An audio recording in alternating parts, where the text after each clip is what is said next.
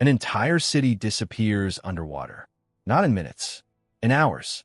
Rooftops become islands. Highways become rivers. A covered stadium, designed to hold 70,000 people on game days, becomes the last refuge for 40,000 families who lost everything. On the roof of that stadium, the wind rips away metal panels as if they were sheets of paper. Outside, the water rises a meter an hour. No one, not the engineers who designed the levees, not the meteorologists tracking the storm by satellite, not the residents who had already survived other hurricanes, imagined that this could happen to a city in the United States, the greatest economic and technological power on the planet. How did a storm manage to break the most expensive protection system ever built for an American city? How did the most powerful government in the world take days to feed its own citizens? And why, 2 decades later, do entire parts of New Orleans still carry the scars of that week in August 2005? This is not just the story of a hurricane. It is the story of silent failure built up over decades that no one wanted to see until it was too late. Before understanding what happened when the water finally broke through the levees, it's important to understand something more important. Why New Orleans should never have survived as long as it did, the way it did. That's the true origin of the tragedy. And it begins long before 2005. But this story goes beyond a storm. It permanently changes the way the United States understands risk, engineering, inequality, and the very meaning of the word protection. If you're watching from somewhere in the world right now, let us know in the comments where you're watching from. People from dozens of different countries come across these stories every day, and it's good to know who's on the other side of the screen. If you haven't subscribed to the channel yet, this is a good time to do it. The next stories will take you to places most documentaries never visit. Now, back to New Orleans a few days before everything changed. At the end of August 2005, New Orleans is a city that lives, eats, and breathes at its own pace. The streets of the French Quarter smell of coffee and old wood polish. Trombones rehearse on wrought iron balconies. Restaurants prepare gumbo hours before lunch. In neighborhoods farther from the tourist center, like the Lower Ninth Ward, entire families have lived for generations in the same wooden houses, painted in bright colors, many built by their own grandparents. The city has just over 480,000 residents. More than 60% are black. A significant portion live below the poverty line, without a car, without any means of their own to leave the city if something were to happen. And something about New Orleans geography makes it different from almost any other major American city. Part of it sits below sea level. The city was born along the Mississippi River, in a natural bend that early French colonizers named Crescent City. For centuries, engineers pumped water out of swamps and built levees to reclaim dry land. But every meter reclaimed from the swamp also caused the ground to sink a little further. Entire neighborhoods ended up as much as 3 meters below sea level, protected only by a system of levees, floodgates, and pumps that had been managed for decades by the U.S. Army Corps of Engineers. That system was, in theory, designed to withstand a Category 3 hurricane. In practice, no one had ever tested exactly what would happen if it failed. In the years before 2005, engineers and scientists had already been warning, in technical reports and academic conferences, that New Orleans' protection system had serious structural flaws. Some levees had been built on unstable soil, prone to sliding underwater pressure. Others used pilings too short for the marshy subsoil conditions of the region. A later study would reveal that part of the flood walls simply hadn't been driven deep enough into the ground, a design flaw, not just a maintenance issue. This information was no secret. It was in technical reports, in U.S. congressional hearings, in news stories that have been warning for years. If a hurricane large enough hit New Orleans at the right angle, the city could flood almost entirely. The problem is that this kind of warning sounds abstract until the water actually starts to rise. The city, in 2005, also lived with what many residents would later describe as a false sense of security. New Orleans had already survived dozens of hurricanes throughout its history. People knew the routine: board up windows, stock up on water, wait for the storm to pass. No one, in living memory, had experienced a total collapse of the levee system. Meanwhile, more than 1,000 kilometers away, in the middle of the Atlantic Ocean, a low-pressure system was beginning to take shape. On August 23, 2005, meteorologists at the National Hurricane Center in Florida identify a tropical depression forming near the Bahamas. At first, it's just one more system among dozens being monitored that season. It gets a name the next day, Katrina. Still a modest tropical storm. It crosses South Florida as a Category 1 hurricane, killing a few people and leaving neighborhoods without power. By regional standards, it's a serious event, but not an exceptional one. What happens next changes everything. Entering the Gulf of Mexico, Katrina encounters a nearly perfect combination of conditions. Surface waters are abnormally warm for the time of year. More importantly, the storm passes directly over a band of deep, extremely warm water known as the loop current, a kind of warm river within the ocean that stretches from the tropical waters of the Caribbean into the Gulf. It's like pouring fuel onto a fire that was already burning. In less than 24 hours, Katrina goes from a Category 3 hurricane to a Category 5. Its central pressure plunges to 902 millibars, one of the lowest values ever recorded in the Atlantic up to that point. The lower the pressure, the more violent the storm. Sustained winds reach nearly 280 kilometers per hour. In weather centers, scientists watch the numbers on their screens with a mix of professional fascination and dread. Some call colleagues who are off duty. One would later describe that night as the feeling of watching something the textbook said was possible, but that no one wanted to see actually happen. And the target of that monster, according to every trajectory model, is the coast of Louisiana. New Orleans is directly in its path. In the 48 hours before the hurricane's arrival, authorities in Louisiana and the city of New Orleans issue, for the first time in the city's history, a mandatory evacuation order. On the highways leaving the city, traffic stretches for dozens of kilometers. Families with cars manage to leave, even if it takes hours in line. But a significant number of residents, estimated at more than 100,000 people, have no vehicle of their own, nowhere to go, or no money to stay in another city. For these people, the city announces an emergency solution. The Superdome, the massive covered stadium where the local football team usually plays, will be opened as a shelter of last resort. Not as a planned shelter with enough food, water, and medical staff for several days. As a last resort, plain and simple, just a roof and walls, nothing more. Thousands of people walk there carrying whatever they can: groceries, medicine, family photographs, small children in their arms. Elderly people in wheelchairs are pushed for blocks under suffocating heat. No one entering that stadium imagines they will spend the next 6 days inside it. Meanwhile, over the Gulf of Mexico, Katrina begins to lose some strength, but it's still a devastating hurricane, now Category 3, when it finally makes landfall on American soil. It's approximately 6 in the morning, local time, on August 29, 2005. The eye of Hurricane Katrina makes landfall for the first time near Bourges Triumph, a small fishing community at the southern tip of Louisiana. Winds of more than 200 kilometers per hour tear entire roofs off buildings. Fishing boats are thrown hundreds of meters from the marinas where they were anchored. Hours later, a second point of impact hits the border between Louisiana and Mississippi. And it's there on the Mississippi coast that the raw force of nature reveals itself more literally than any forecast could have anticipated.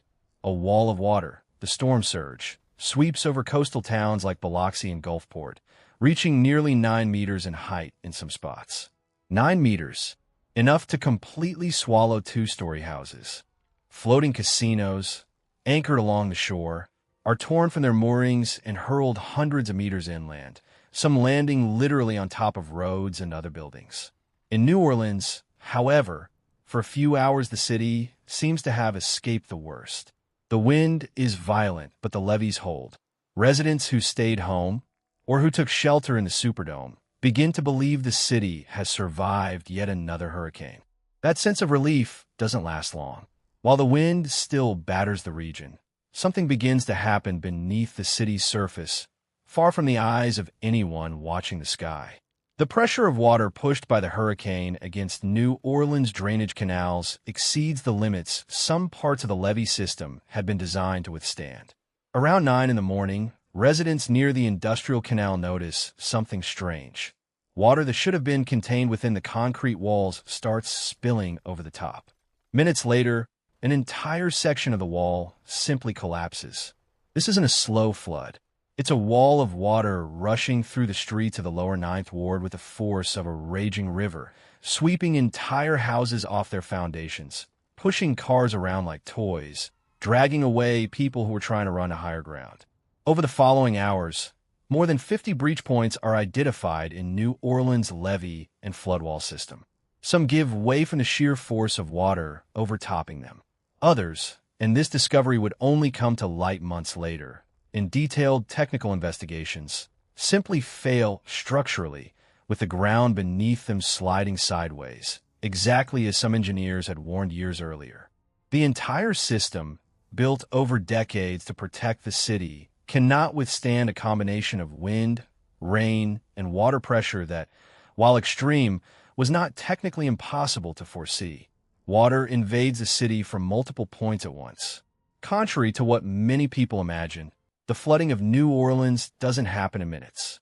It happens over hours, and in some areas, over days, because parts of the city sit below sea level, and once the water gets in, it has nowhere to drain.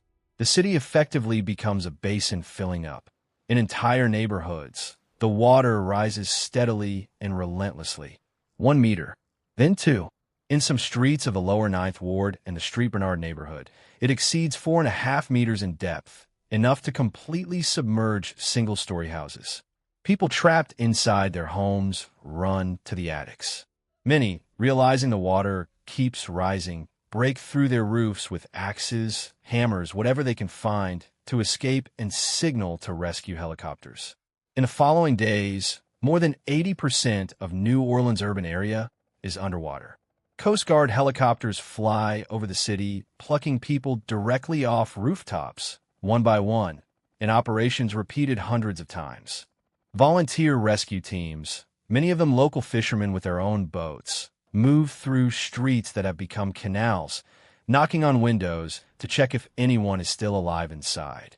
And in the middle of all this, the Superdome, which was supposed to shelter a few thousand people for a few hours, becomes the temporary home of more than 20,000 people, cut off by the surrounding water, without electricity, with restrooms that quickly stop working and suffocating indoor temperatures. In the days following the levee failures, what should have been an organized rescue and relief operation turns into one of the most heavily criticized episodes in the history of disaster response in the United States. The Federal Emergency Management Agency, known as FEMA, is slow to mobilize sufficient resources. Convoys of water, food, and medical supplies, which should have arrived within hours, take days to reach the Superdome and the city's convention center, where another crowd of displaced people had gathered in even worse conditions. Survivor accounts describe scenes of desperation. Elderly people without access to essential medication, dehydrated children, bodies of those who didn't survive covered with sheets in the hallways, because there was nowhere else to take them. The federal response becomes the target of U.S. congressional investigations in the following months. Official reports would point to coordination failures between federal, state, and local agencies, as well as delayed decisions about the scale of the disaster. A debate also emerges forcefully that would grip the United States for years.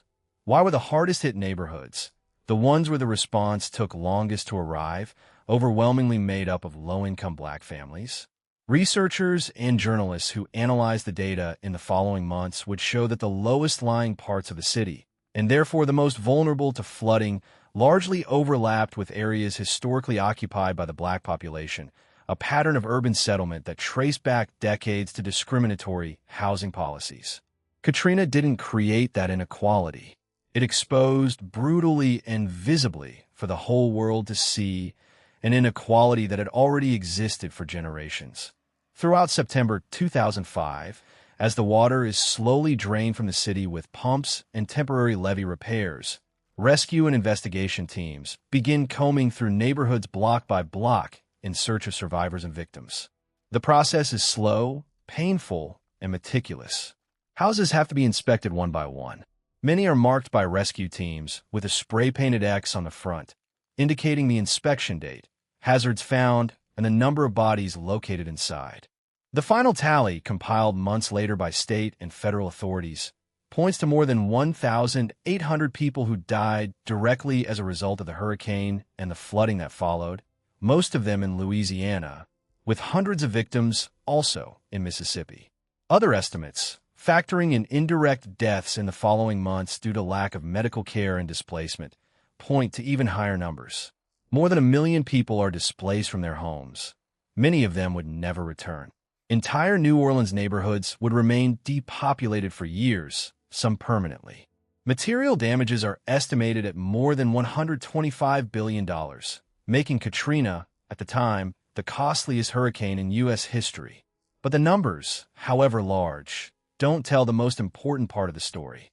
The most important part begins now, when engineers, scientists, and investigators try to understand exactly why a protection system built with public money over decades failed so completely. In the months following the disaster, the U.S. Army Corps of Engineers, the very agency responsible for designing and maintaining New Orleans' levee system, commissions an independent and extremely detailed investigation into what went wrong. The group, named the Interagency Performance Evaluation Task Force, brings together hundreds of engineers, geologists, and hydraulic specialists from across the country. Over more than 2 years, they reconstruct, point by point, every breach in the city's protection system. The conclusions are uncomfortable for the very agency that commissioned them. The investigation reveals that a large part of the failures wasn't caused solely by Katrina's extraordinary force, but by design decisions made decades earlier, in some cases back in the 1960s and 1970s. Flood walls have been driven to insufficient depths for the soft, unstable soil typical of New Orleans' swampy region. Instead of resisting water pressure, the ground beneath some structures slid sideways, taking the walls meant to contain the water down with it. In other words, even if Katrina hadn't been such a powerful hurricane, some sections of the system likely would have failed anyway in the face of a significantly weaker storm. This kind of finding profoundly changes the way hydraulic engineers around the world evaluate flood protection systems, not just by the height of the structures, but through detailed analysis of the soil beneath them, a factor that, until then, had received less attention than it deserved in many coastal infrastructure projects. The response to the report is one of the largest hydraulic engineering projects ever undertaken in the United States. In the following years, the U.S. Congress authorizes construction of a new protection system for the greater New Orleans metropolitan area, with an investment exceeding $14 billion. The project includes reinforced flood walls driven far deeper into the ground, along with one of the largest storm surge barrier structures in the world, a nearly 3-kilometer-long steel gate, capable of being closed ahead of future storms to block water from entering through the Gulf Intracoastal Waterway. The new system is designed to withstand climate events considered statistically rare, the kind of risk calculation that, before Katrina, many engineers considered sufficiently conservative and which the storm proved was not. At the same time, the disaster also transforms how the federal government itself organizes its response to emergencies. In 2006, Congress passes a sweeping reform of disaster management in the United States, redesigning FEMA's command structure, creating clearer protocols for coordination between levels of government, and establishing specific guidelines for the care of vulnerable populations, the elderly, people with disabilities, families without their own means of transportation during evacuations. Universities and meteorological research centers also intensify studies on how ocean warming can influence the rapid intensification of hurricanes, a phenomenon Katrina dramatically exemplified by jumping from Category 3 to Category 5 in just over a day. This field of research, which had previously received relatively limited attention, would go on to gain growing resources and priority in the following decades, as scientists documented more similar cases elsewhere in the world. While engineers rebuilt levees and lawmakers rewrote emergency protocols, Another reconstruction, much slower and far more human, was taking place on the streets of New Orleans. Thousands of families who had been taken to shelters in other cities, Houston, Atlanta, Baton Rouge, faced the hardest decision of their lives: return to a city still in ruins or start over somewhere else. For many families in the lower Ninth Ward, one of the hardest-hit neighborhoods, the answer wasn't simple or quick. Years after the hurricane, entire blocks remained empty, with only the front steps of old houses surviving, like headstones of a neighborhood the water had erased. Philanthropic organizations, including initiatives led by celebrities and local community groups, got involved in rebuilding housing in the area. With mixed results, some initiatives revitalized parts of the neighborhood, while others ran into technical and maintenance difficulties over the years. 2 decades later, New Orleans' population still hasn't fully returned to its pre-Katrina numbers. Some neighborhoods recovered and even thrived. Others remain, to this day, dotted with empty lots where homes, families, and decades of history once stood. Looking at Katrina as just a hurricane, however powerful it may have been, misses what really makes this story important. Katrina exposed, before the eyes of the entire world, that infrastructure isn't just concrete and steel. It's a political decision about who will be protected and who will be left exposed to risk. It exposed that historical inequality doesn't quietly disappear, it resurfaces with redoubled force at the exact moment a crisis tests the limits of a system. It concretely and measurably changed flood protection engineering in the United States, with new soil analysis and structural resistance standards adopted in projects across the country. It changed federal disaster management, with reforms that still govern how American agencies respond to hurricanes, wildfires, and other large-scale emergencies. It changed scientific research on hurricanes, accelerating studies on rapid intensification, a phenomenon that, in the following decades, would become increasingly common as ocean waters kept warming. And it changed, perhaps most lastingly, the way the United States publicly discusses the relationship between natural disasters, race, and poverty, a debate Katrina didn't start, but made impossible to ignore.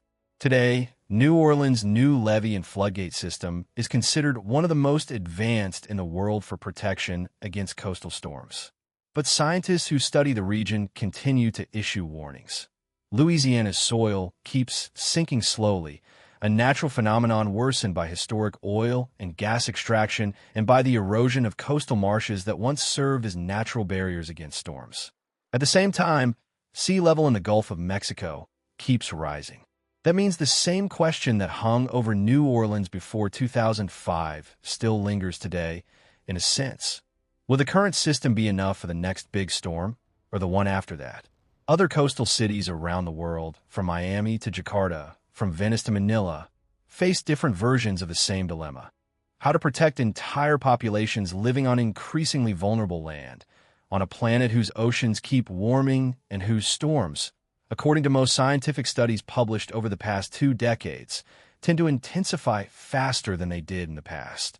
Katrina wasn't just a hurricane that hit an American city in August 2005.